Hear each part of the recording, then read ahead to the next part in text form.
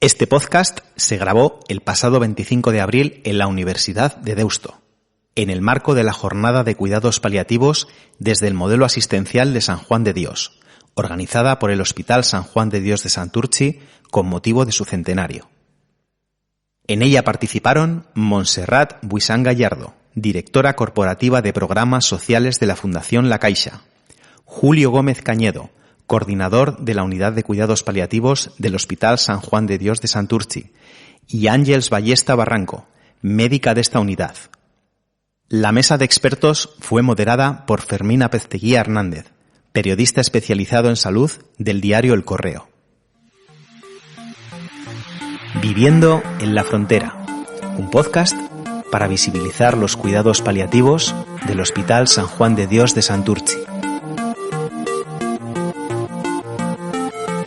Vamos a hablar de cuidados paliativos, como digo, de atención al final de la vida. Gracias a San Juan de Dios por invitarme a participar en esta jornada y gracias también a los ponentes, a los tres que participáis en esta mesa. Julio Gómez es director del equipo de atención psicosocial en el Hospital San Juan de Dios de Santurtzi. Ángeles Ballesta es de la Unidad de Cuidados Paliativos también San Juan de Dios, en el mismo Santurtzi, y Montse Buisán, directora corporativa de Programas Sociales de la Fundación La Caixa. Julio Gómez, ¿desde qué principios, con qué enfoque aborda el Hospital San Juan de Dios los cuidados paliativos? Pues la verdad es que no nos cuesta mucho abordar este tema porque los propios principios de la institución, la hospitalidad, la responsabilidad, la espiritualidad, están tan dentro de la institución que se comparten perfectamente con los principios que rigen el mundo de los cuidados paliativos. Poner a la persona en el centro y desde la persona que está en el centro, sus necesidades y sus capacidades, cuidarla a lo largo de todo el proceso de su vida, también en el final de su vida. Uh-huh.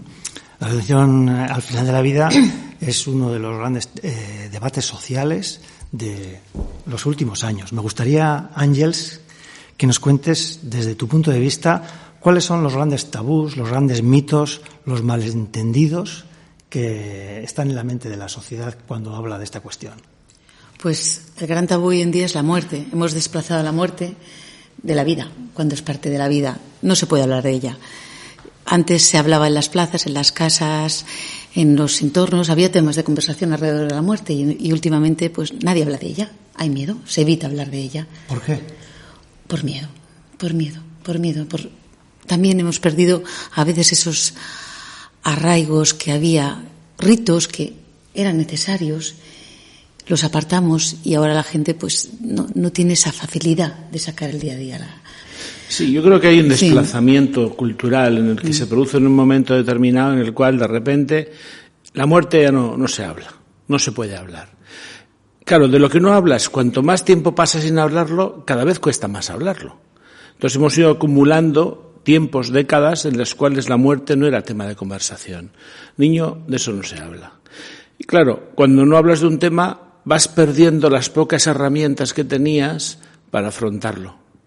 Recuperar el lenguaje de la muerte, volver a hablar de la muerte, es lo que nos va a capacitar para volver a incorporarla a la vida y vivirla con la naturalidad que tiene. Porque yo suelo empezar mis charlas a médicos, bueno, tenéis claro todos que os vais a morir, ¿verdad? Y también, si me permites, Julio, una de las cosas que nos ocurre es que creemos que protegemos a nuestros seres queridos si no hablamos de la muerte. Ya. Sean ancianos o niños, sobre todo. En esos extremos de la vida ocurre muy habitualmente. Esto es tan así que cada vez conocemos, yo al menos conozco, más personas, más adultos que reconocen que les cuesta dar el pésame. Así es. Sobre todo porque no saben qué decir. Claro. Y que a veces no hay que decir nada. Eso es. La mayoría de veces, vamos. Las instituciones y los sistemas médicos entienden, Julio, la importancia de los cuidados paliativos dentro de la atención sanitaria. Menos de lo que debieran. Se habla de estas cosas, los papeles en general lo aguantan casi todo, se nombran, se citan, pero luego en la práctica todavía falta mucho. No llegamos, lo decimos, pero no llegamos. Y queda bien ponerlo en los papeles, pero no estamos todavía ahí. Queda camino por recorrer. La Fundación La Caixa sí que está preocupada por la atención al final de la vida. Desde vuestra fundación, ¿qué importancia detectáis que se está dando en la sociedad a los cuidados paliativos? ¿Cómo valora la sociedad este servicio? Sí, yo creo que las intervenciones que hacía Ángeles o Julio están vinculadas a esto, ¿no? A la importancia que le da la sociedad. La sociedad niega la existencia de la muerte, ¿no? Niega que el ser humano es finito y, por lo tanto, los cuidados paliativos tienen una relación muy directa con todo eso.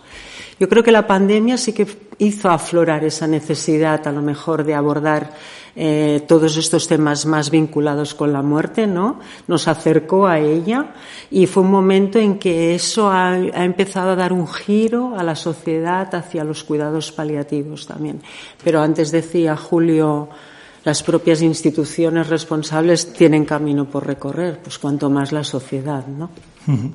El giro es tímido, como todo lo que ha ocurrido con pandemia, que nos puso los sentimientos a flor de piel, pero luego ya, una vez que se ha pasado, como que nos olvidamos. Olvidado un poco. Sí, lo que pasa es que era en este ejercicio tan hábil y también, por otra parte, tan humano de intentar no ver la realidad, la pandemia nos la puso de bruces en la cara. No ver ataúdes, no ver muertos, no ver dolor era imposible. Uh-huh. Y entonces nos dimos cuenta, ostras, si es que no sabemos cómo hacer esto. Uh-huh. Julio, ¿cómo crees que la ciudadanía ve el servicio que presta San Juan de Dios en el ámbito de la atención al final de la vida? Pues la experiencia que vamos teniendo. Claro, nosotros trabajamos en un territorio que abarca todo lo que sería la margen izquierda, y están las Encartaciones como referencia para ingresar en nuestra unidad, y llevamos años específicamente trabajando en Santurce, en Portu, en la zona minera, y lo que recibimos es un feedback, una respuesta de la ciudadanía, decir, qué bien que estéis, qué necesidad hay, qué miedo tenemos cuando nos derivan a San Juan de Dios a veces, pero al mismo tiempo un agradecimiento enorme. Y lo sentimos los profesionales. Hoy estuvo aquí el padre de un amigo, estaba tan contento de cómo le cuidasteis, hoy atendisteis a mi abuelo, hoy, y te vas encontrando con gente porque al final el territorio no es tan grande y entonces el feedback es muy bueno. Claro, lo hablan y lo comentan los que lo han vivido. Y nos consta que lo cuentan, y porque a veces dijo, es que me dijo a un amigo que estuvo aquí su padre y que estuvo muy bien, y por eso he insistido en que puedan derivarle a mi padre a esta unidad. Hay una conciencia de que ofrecemos un servicio profundamente humano. Que además no siempre se centra en el ámbito hospitalario, sino también domiciliario. Claro, pues porque al final la casa es el lugar de la vida de la persona y su familia, y todo lo que pueda estar en su casa, si quiere estar en casa, hay que intentar facilitarlo, ¿no? Ángeles, tengo una pregunta para ti. El dolor, el sufrimiento, la pérdida, ¿es posible naturalizarlas, normalizarlas, hacer algo así en una sociedad como la nuestra, hedonista, evitativa, voy a decirlo incluso egoísta, ¿no? Cada vez pensamos más en uno mismo y poco en los demás. Pues es un gran reto. Yo espero cuando me toque a mí, más adelante, hayamos avanzado. En este momento lo veo muy complejo. Igual que no miramos a los ojos de la muerte, no miramos de cara al dolor, ni al sufrimiento, ni nada que nos provoque tristeza.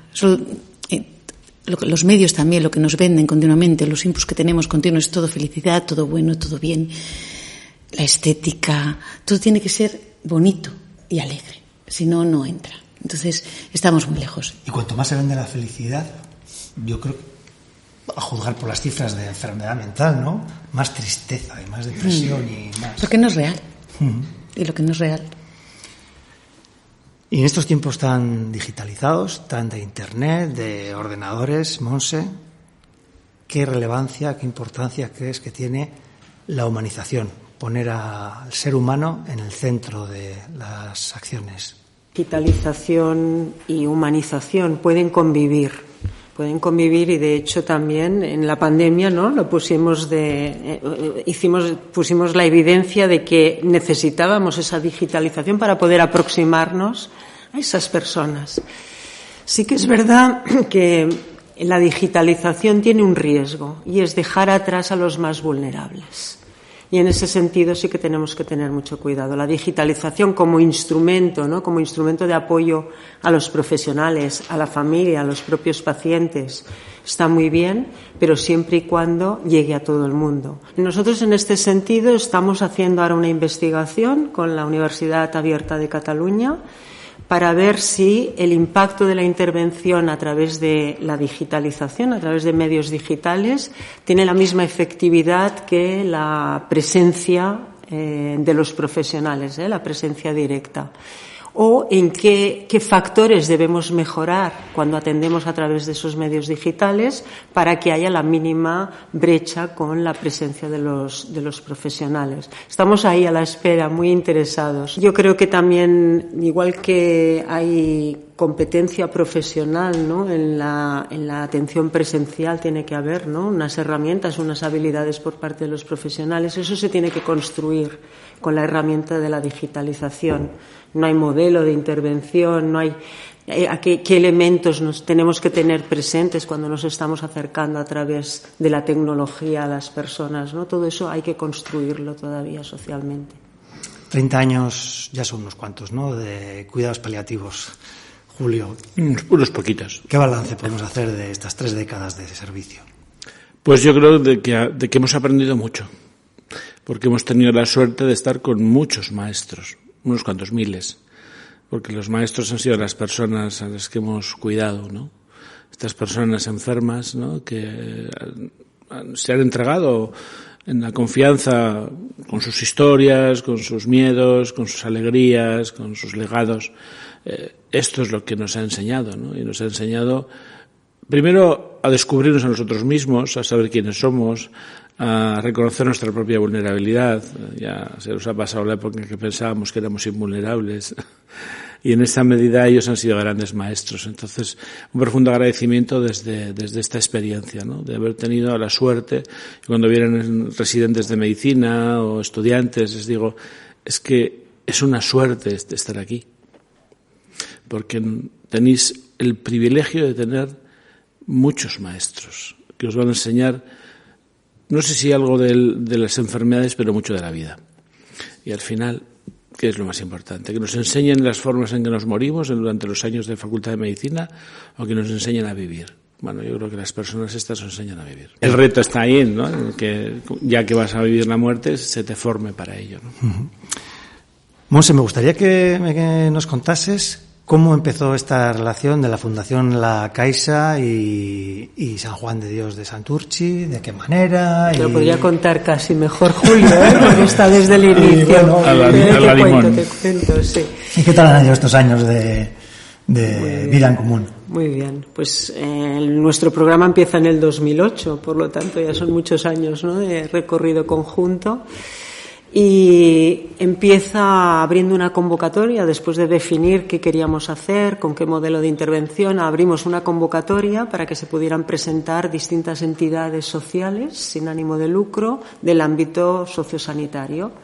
En esa convocatoria se valoraba, primero, que hubiera una correspondencia de esas entidades con los valores que planteaba el programa, con los objetivos, con la competencia profesional, también con la estructura que tenía la entidad, que fuera una entidad solvente, y ahí es donde seleccionamos pues el proyecto que había presentado San Juan de Dios de Santurce, así como 7 proyectos más que nos acompañan aquí en España y uno en Portugal.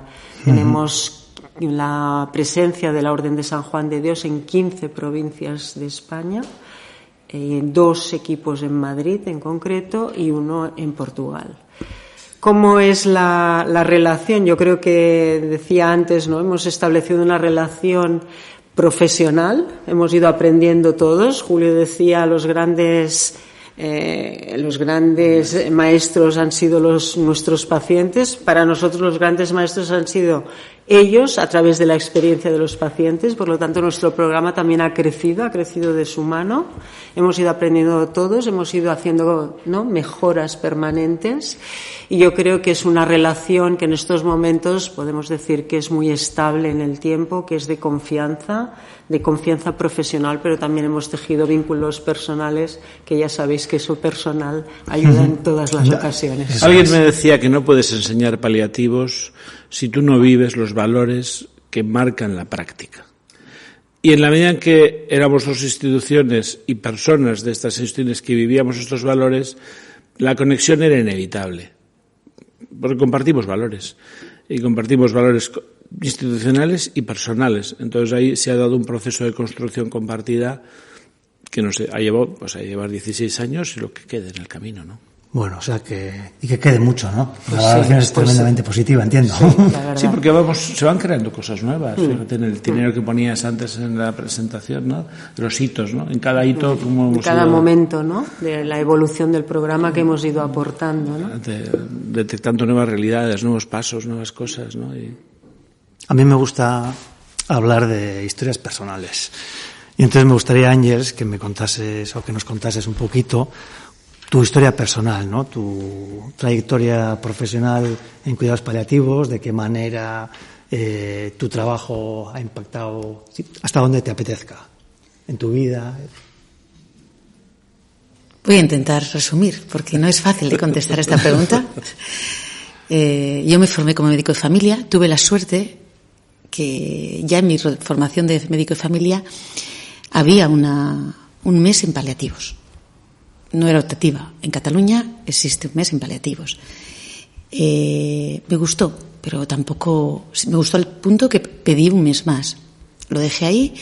Mi vida profesional empezó en un centro de salud, en atención primaria, como médico de familia, siempre vinculada a las urgencias. Me encantaban las urgencias. Mi vida dio un giro personal y me vine a Euskadi. Llegué a Euskadi, la vida me colocó en San Juan de Dios. No creo en las casualidades, supuestamente casualidad, pero ahora sé por qué estoy aquí.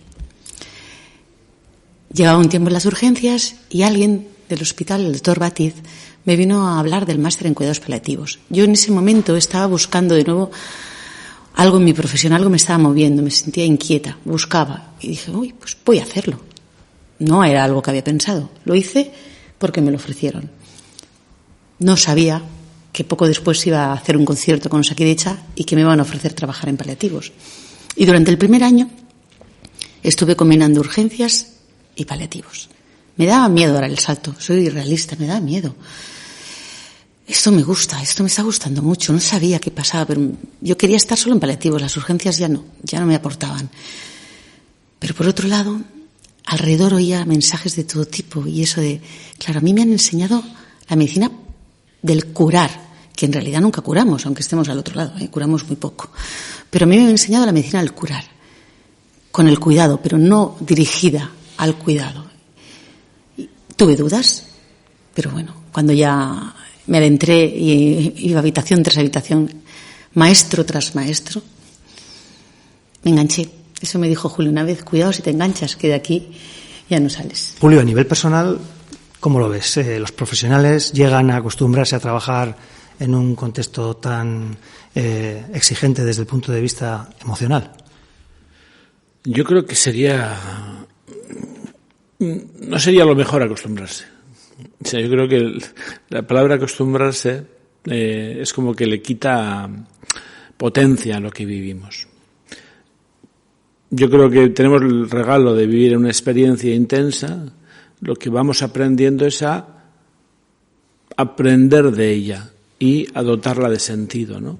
A que esto que estamos haciendo tenga sentido, ¿no? Y cuando notamos el mayor cansancio es cuando no le dedicamos tiempo a encontrar sentido. Cuando no paramos lo suficiente como para decir, a ver, me he enterado de lo que ha pasado. O llevo 10 días aquí trabajando en piloto automático y no sé lo que está pasando, ¿no? Entonces, cuando mantengo vivo la conciencia de sentido de lo que estoy haciendo, es cuando puedo seguir viviendo en ello. Y también me impide acostumbrarme. La costumbre es como si dejara de pensar. Yo funciono. Y no, si la clave no está en... Llevo mucho tiempo diciendo que a los compañeros, es que voy a desconectar. No, que no desconectes. Conéctate a otra cosa. O sea, si la clave no es hacer esfuerzos en desconectar, es conéctate con tu familia, cuando estás con ellos, conéctate con la película que has ido a ver, pero vive conectado. No intentes desconectarte, que es un rollo. O sea, vive conectado en cada momento. No hagas esfuerzos por apagar, sino por vivir. De hecho, Julio me lo lleva diciendo desde el primer año, lo de no desconectes. Ya, es muy interesante esta reflexión. Sí, y ahí voy. Muy difícil, ¿no? Ahí voy. De que eso ocurra. Muy bien.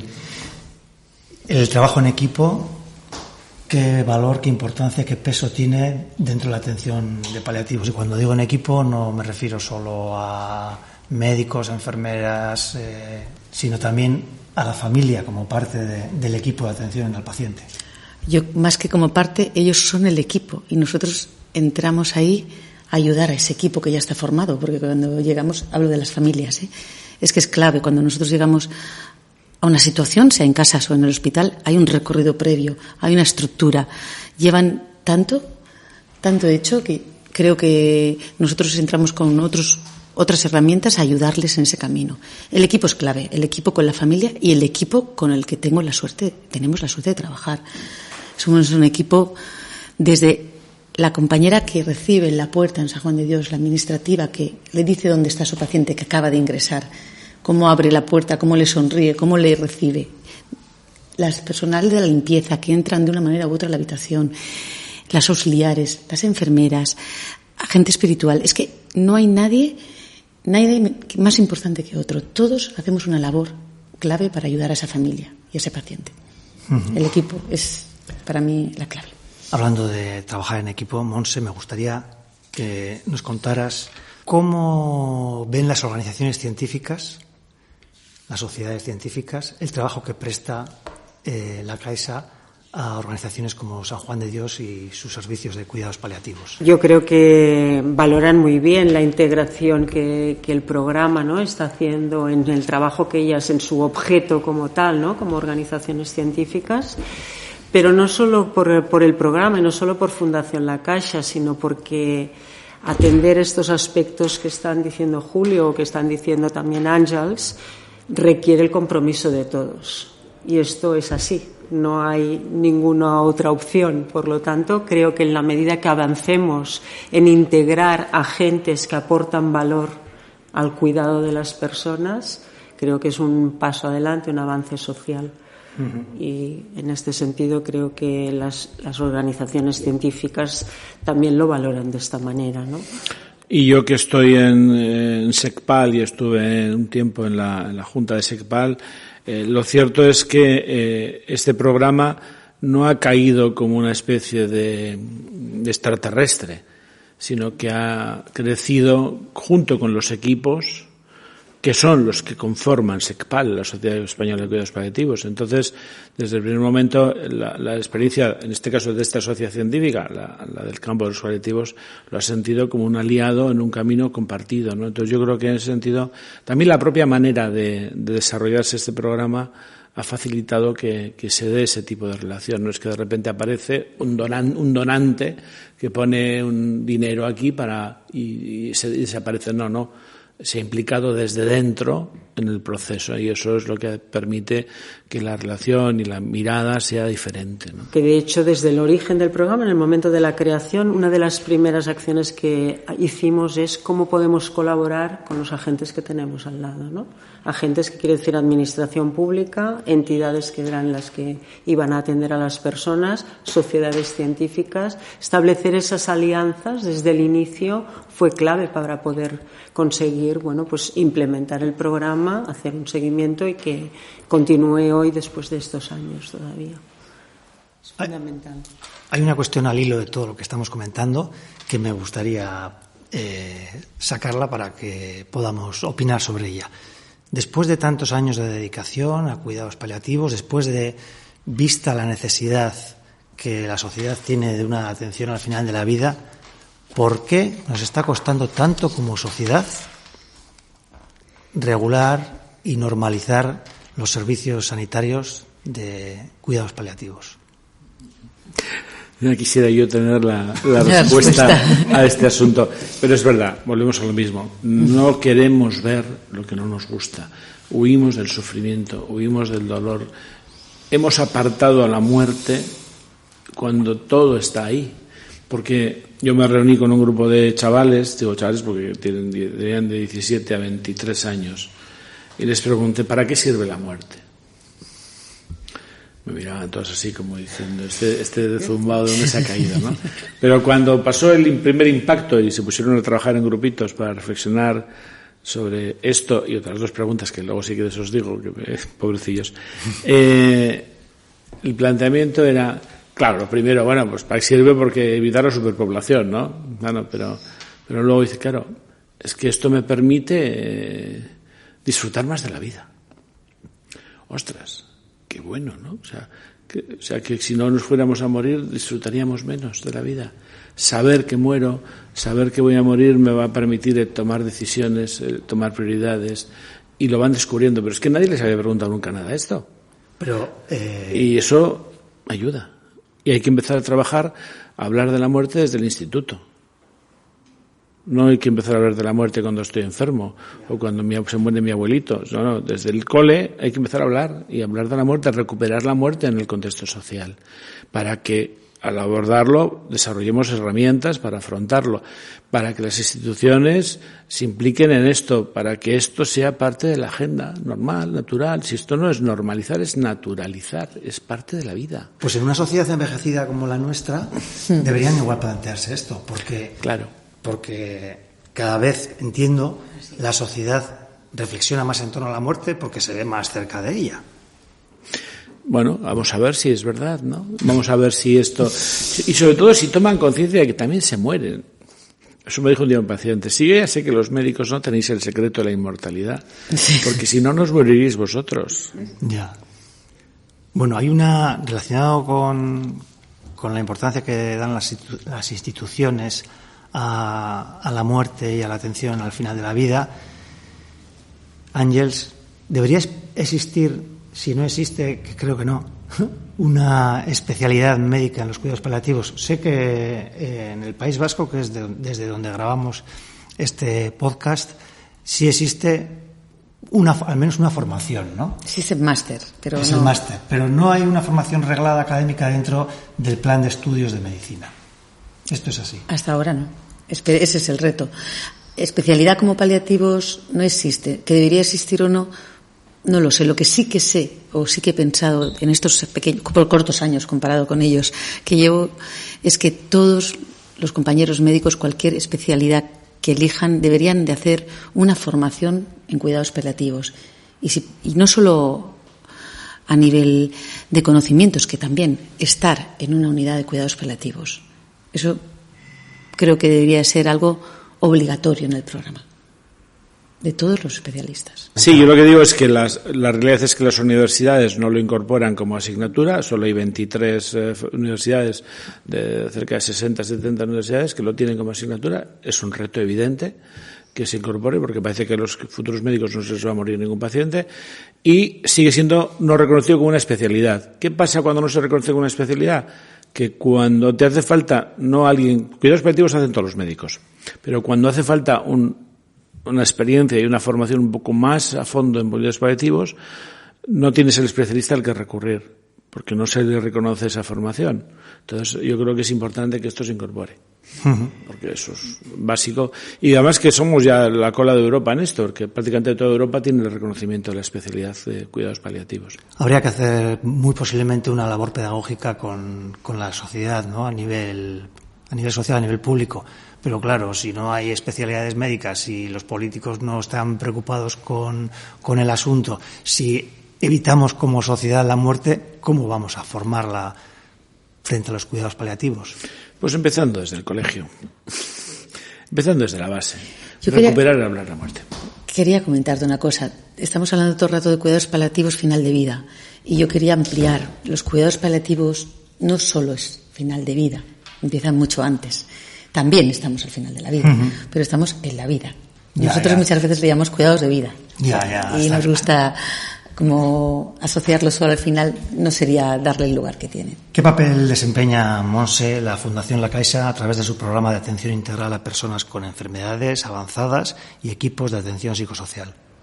Cuando nace el programa, lo primero que hace es identificar una necesidad existente, que era cómo abordar la atención psicosocial en nuestro país, cómo impulsarla, cómo desarrollarla, porque era un tema pendiente que complementaba la atención médica que se hacía desde paliativos. Entonces, una vez identificada esa necesidad de abordar esos aspectos emocionales, sociales y espirituales, planteamos una manera de atenderla, una metodología, un modelo de atención, construimos unos equipos profesionales especializados en ese ámbito, en esa materia, y yo creo que hoy estos equipos profesionales son los referentes y serán el motor de un futuro para que la atención psicosocial se convierta en un derecho universal. Ese es el papel de la Fundación, ¿no? Identificar una necesidad, plantear una manera de atenderla, evaluar bien qué se está haciendo, generar una evidencia sobre ese ámbito, ese aspecto, para que después eso se pueda extrapolar al resto de la sociedad. Pues hasta aquí hemos llegado. La verdad es que este es un tema apasionante, que todo el mundo que se mete un poquito en él siente de alguna manera que se ha enganchado, pero seguramente habrá más ocasiones para que podamos seguir debatiendo y hablando sobre la atención al final de la vida, que es una forma mucho mejor de llamar a los cuidados paliativos, como decía Ángeles Ballesta. Muchas gracias, Ángeles, por participar en este programa, también Julio Gómez y también Montse Buisán. Nos vemos cualquier día. Muchas gracias, Fermín.